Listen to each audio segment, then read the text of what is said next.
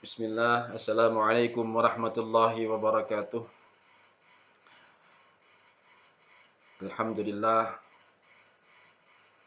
pada kesempatan ini saya akan membaca cerpen karya saya sendiri yang pernah diterbitkan di Banjarmasin Post 20 Januari 2008. Dan ini cerpen pertama saya yang bertemakan ketuhanan, yang bertemakan tasawuf. Mudah-mudahan walaupun ini cerita imajinasi, khayalan, mudah-mudahan ada amanat yang bisa kita ambil sebagai pelajaran.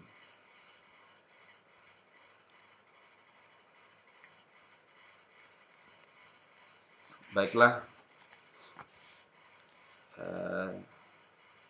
saya akan membaca cerpen, judulnya Kujaga Rahasiamu.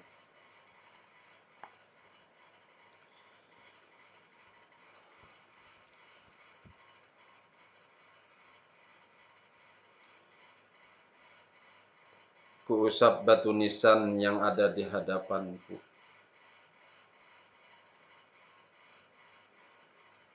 Aku tak menyangka pertemuan kita secepat ini berlalu. Dan kau tidak akan kembali lagi selamanya. Tidak akan pernah lagi kudengar suara khasmu di pasar. Air mataku terus menganak sungai. Kawan,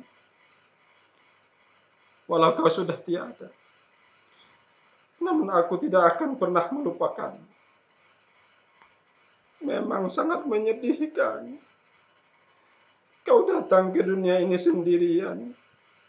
Tidak ada yang memedulikanmu. Kau datang tidak diharapkan orang. Dan bila kau tidak ada, tidak dicari orang. Hanya aku yang mengerti kau. Hanya aku yang peduli kau. Dan hanya kau yang peduli dan mengerti aku.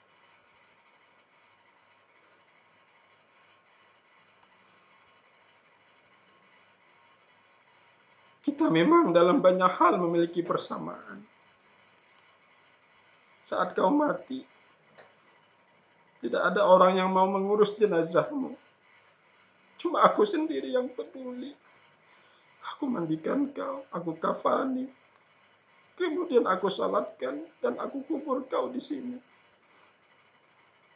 Begitu hinakah kita berdua sehingga tak seorang pun yang peduli dengan kita saat hidup.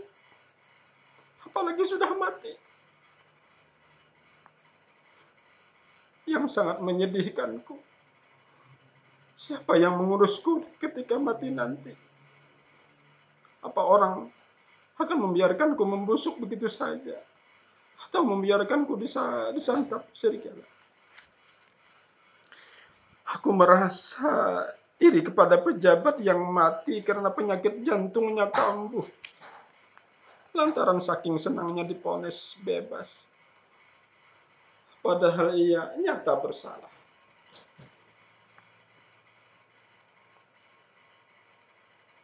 Banyak orang yang mengurus jenazahnya bahkan berebutan. Karena memang banyak duitnya. Bahkan diantar ke pekuburan dengan arak-arakan. Sedangkan kau dan aku bagaimana? Bagaimana kawan? Jangan takut kawan. Walau alam kita sudah berbeda, namun kita masih bisa bertemu. Walau hanya suaraku yang bisa kau dengar. Aku sebenarnya tidak mati. Aku cuma berpindah alam. Dari alam maya ke alam nyata, alam yang sebenarnya. Kalau kau mati, aku yang akan memerintahkan para malaikat yang mengurusmu. Bagaimana? Suara itu kudengar jelas dari kuburnya. Belum sempat aku menjawab pertanyaannya, ia pun menyambung pembicaraannya. Kawan, jangan kau iri pada mereka. Saat hidup mereka berbau harum dan disanjung. Padahal mereka yang memuji dan menyanjung justru menjerumuskannya kepada kesombongan dan kehancuran. Sehingga bila ia mati lebih busuk dari bangkai babi. Lain halnya dengan kita. Walau tubuh kita berbau busuk waktu di dunia, dekil, rambut acak-acakan. Bila orang melihat merasa jijik dan takut. Namun ketika mati akan tercium harumnya. Iya, memang benar dari kuburmu tercium bau harum yang belum pernah aku cium sebelumnya. Dan tidak pernah aku jumpai minyak wangi seperti ini di pasar manapun. Makanya jangan sedih lagi. Kembalilah ke pasar. Kuharap kau jangan bersedih lagi atas kepergianku. Kapan dan dimanapun kau bisa menemuiku. Namun ingat, jaga rahasiaku. Supaya rahasia ini tetap terjaga, kuharap kau mau menggantikan posisiku.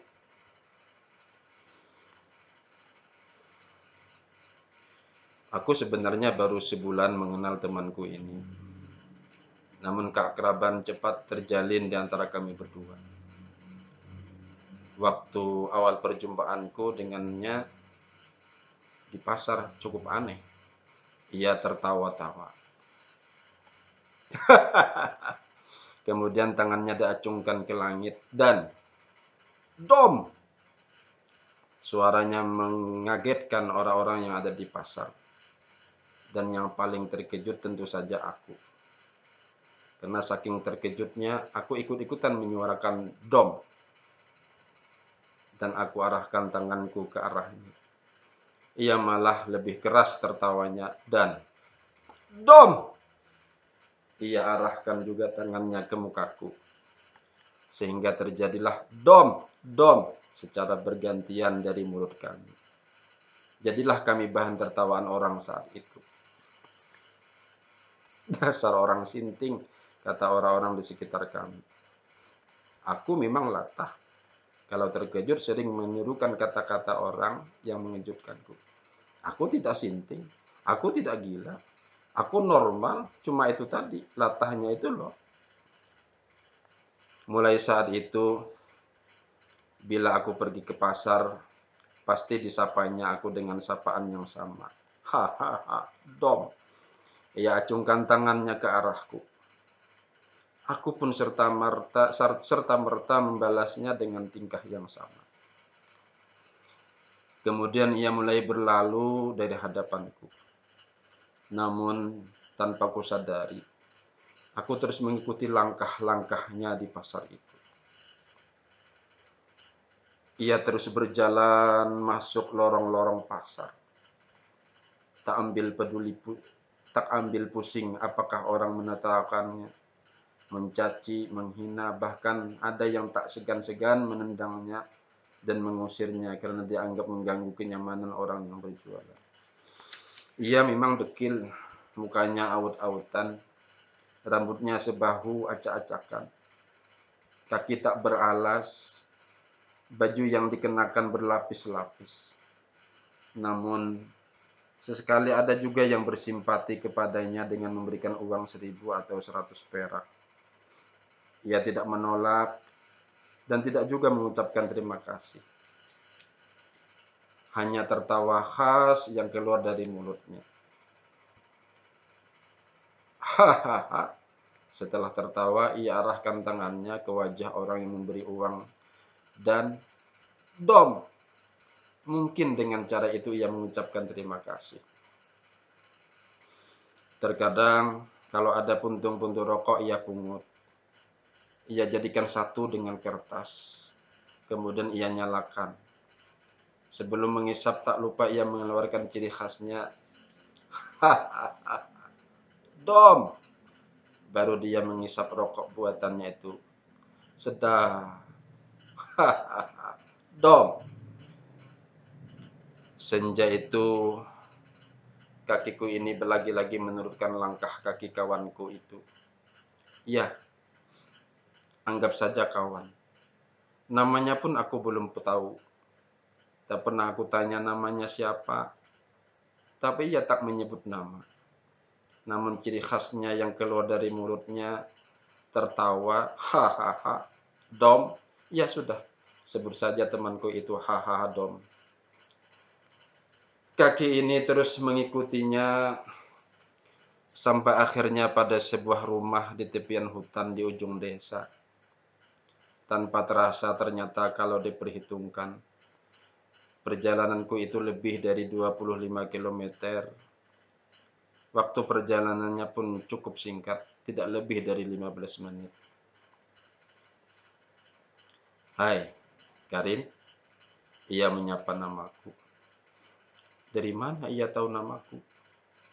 Padahal aku tidak pernah memperkenalkan namaku padanya. Aku membatin. Gak usah bingung begitu. Kalau mau kenal aku lebih akrab, silakan masuk saja ke gubukku. Aku sudah siap menunggumu di dalam. Sudah siap menungguku? Aku makin bingung. Kan yang berbicara masih berada di luar gubuk. Kok sudah siap menunggu di dalam? Ada apa ini? Ya sudahlah, jangan terlalu banyak berpikir, nanti sinting sendiri. Lebih baik aku masuk mengikuti saranmu. Setelah aku mengucapkan salam dan masuk gubuk itu, ternyata memang benar ia sudah menungguku dengan wajah dan penampilan yang berbeda dari saat aku temui ia di pasar. Ia memakai pakaian serba putih dan tercium bau minyak wangi yang tak pernah kucium sebelumnya dan tak pernah kujumpai di pasar. Silakan duduk. Ia mempersilahkanku duduk. Aku duduk bersila di hadapannya. Aku tidak habis pikir, ia mirip sekali dengan wajahku. Lalu aku memberanikan diri menanyakan siapa namanya. Ia menjawab singkat, namaku Karim. Ia melanjutkan perkataannya, baiklah Karim. Memang dalam beberapa hal kita memiliki persamaan. Bahkan sampai pada nama. Aku akan menerangkan semuanya, agar kita benar-benar sama dan menyatu.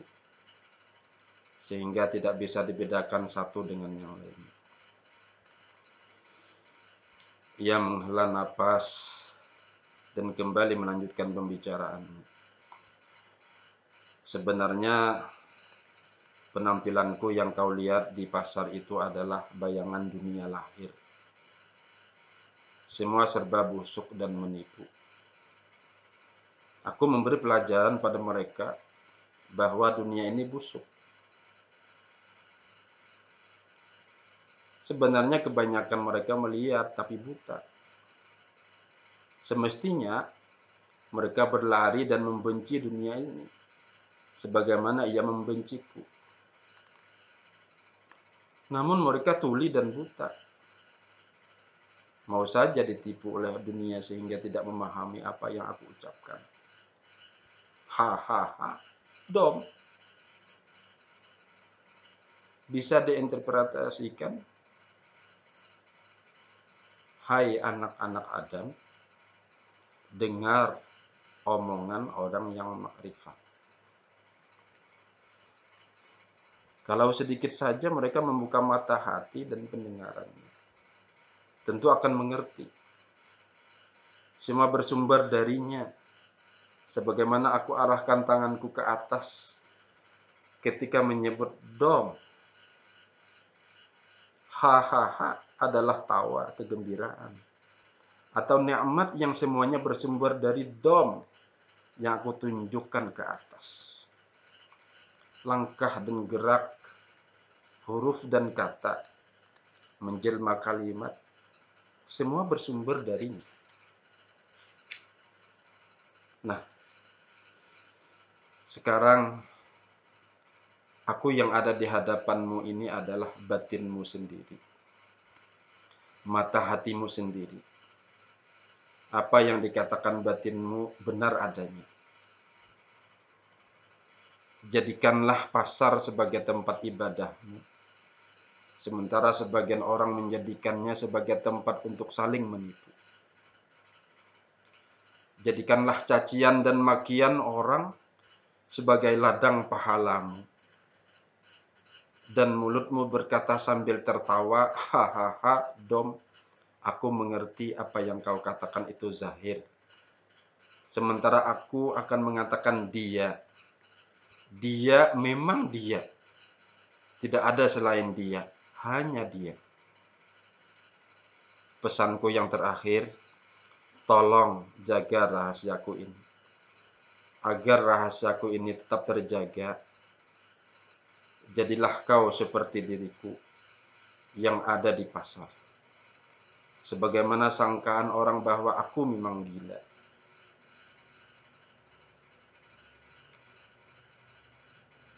Pagi itu aku pergi ke pasar.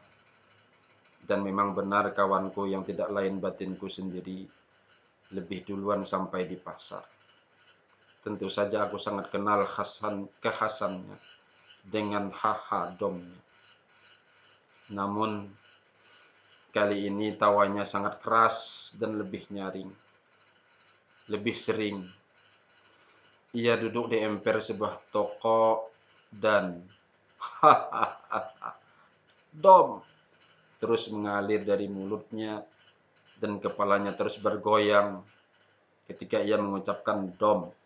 Mukanya menghunjamkan ke dadanya sebelah kiri dan tangannya mengacung ke langit. Aku mendekatinya untuk lebih menjalin keakraban yang mendalam. Semakin dekat dan semakin dekat. Sampai akhirnya temanku itu melemah dan melemah. Bibirnya terus melantunkan kalimat rahasia yang hanya aku dan dia yang tahu maknanya. Yaitu tidak lain, hahaha dok. Dan akhirnya ia menghembuskan napas terakhir. Tidak seorang pun yang peduli dia. Hanya aku. Inilah penyatuanku dengan batinku secara keseluruhan. Sehingga di mana dan kapanpun aku akan dapat berbicara dengannya. Walau kami berbeda di dunia. Aku zahir dan dia batin. Kawan, rahasiamu akan tetap jadi rahasiaku. Kawan, mulai sekarang aku tidak khawatir lagi. Karena aku sudah menemukan dirimu dalam diriku. Aku berdiri dari pusara dan melangkah kembali ke pasar. Dan aku tertawa. Dom! Demikian cerpen karya saya yang pertama yang pernah diterbitkan di Harian Banjarmasin Pos Minggu tanggal 20 Januari 2008. Mudah-mudahan ada manfaat dan amanat yang bisa kita petik dari cerita cerpen ini. Walaupun ini khayalan, imajinasi, mudah-mudahan sebagai khazanah dari perjalanan orang yang menempuh ilmu tasawuf yang mestinya memang ada kekhasan, ada kekhususiat tersendiri bagi orang-orang tertentu dan tidak mesti harus seperti cerita ini juga kan. Dan ini juga hanya khayalan. Sementara tidak mesti harus menyembunyikan perjalanan kita, tidak mesti harus merahasiakan perjalanan kita, namun bagian-bagian tertentu yang mungkin harus dirahasiakan dan tidak bisa diceritakan tetap kita simpan untuk diri kita dan boleh kita bicarakan kepada murabbi atau pembimbing kita sendiri. Jangan kita ceritakan kepada orang lain yang barangkali menjadi fitnah. Demikian dulu. Assalamualaikum warahmatullahi wabarakatuh.